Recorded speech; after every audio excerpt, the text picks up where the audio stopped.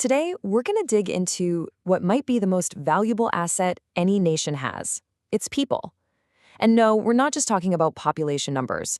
We're talking about what happens when a country really invests in the knowledge, skills, and health of its citizens.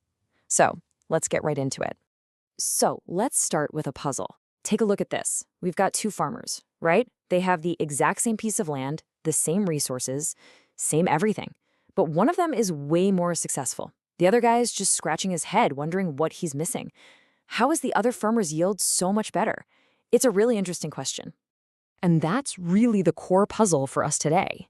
If all the physical stuff, the land, the tools, is equal, what's the hidden variable that's making all the difference? What's the secret sauce here? What does one farmer have that the other one just doesn't? Well, that secret sauce, that hidden ingredient, is something economists call human capital. And trust me, it's the invisible factor that changes everything. Okay, so what is this stuff exactly? Well, human capital is basically all the skills, all the knowledge, and the health that we carry around inside of us. Think of it like this. A factory takes raw materials and turns them into something valuable. In the same way, a country can invest in its people to turn that raw human potential into incredible assets, like engineers, doctors, or, much more efficient farmers.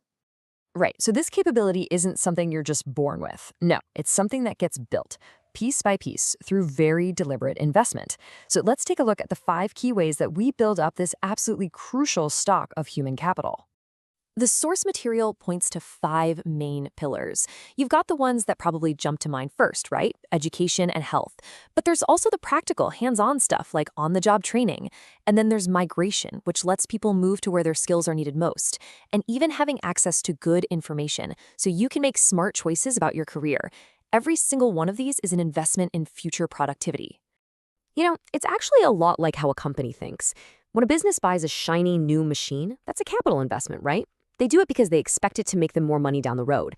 Well, spending on education, it's pretty much the same deal. It's not just a cost. It's an investment that both people and society make, hoping for a bigger payoff in the future. And it's the exact same logic with health. I mean, it's just common sense. A worker who's sick all the time can't be very productive. So spending on healthcare, everything from vaccines to making sure we have clean drinking water, it isn't just about feeling good. It directly leads to a healthier, more reliable, and way more productive workforce. It's a total cornerstone of human capital. Okay, but here's where we need to be careful. That word capital, it can be a little misleading. It's easy to start thinking of people as if they're just cogs in some giant economic machine, and that is a huge mistake. There are some absolutely critical differences between human capital and, say, physical capital like a factory or a computer. So let's break down the big difference. Physical capital, like a factory, is tangible. You can touch it, you can sell it, it's separate from its owner. But your human capital, your knowledge, your skills, you can't separate that from you. It's part of who you are. You can't just sell your college degree to someone else, right? You can only sell the services you can provide because of it. And here's the other big thing. A factory's profits are private, but the benefits of your education and your health, they spill over and make society better and stronger for everyone. And that whole idea of a broader social benefit, it leads us to a really, really interesting debate. When we invest in people's health and education, are we just doing it to make the economy bigger, or is there something deeper going on? This slide really gets to the heart of it. There are 2 different ways to look at this. The human capital perspective basically sees educated, healthy people as a means to an end, and that end is higher productivity. But the human development view, it's totally different. It sees people as the end themselves. It says every single person has a right to be educated and healthy, just because that's essential for a good life, whether or not it makes them a more productive worker. And this image just captures that debate perfectly. I mean, look at this. When you see this makeshift school, what's your first thought? Do you see an economic investment in the workers of the future? Or do you see the fulfillment of a basic human right? The thing is, these 2 ideas don't have to be enemies, but you can see their starting points are completely different. But, whichever camp you're in, the results of investing in people are just undeniable. Just look at these numbers from India.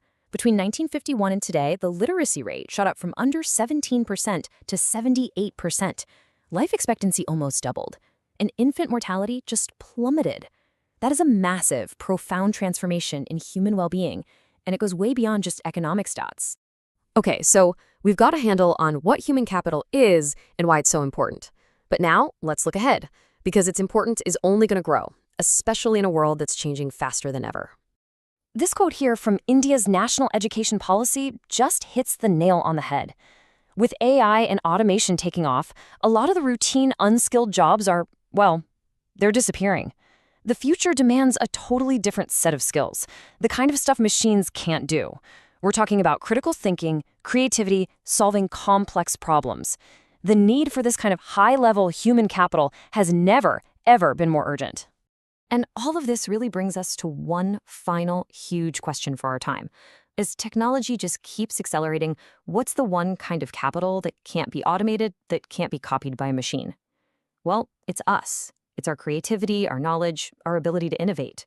At the end of the day, the real wealth of a nation isn't its factories, it's not its algorithms, it's the incredible, limitless potential locked inside its people. Like, share, and subscribe. Civil Scribbles for more.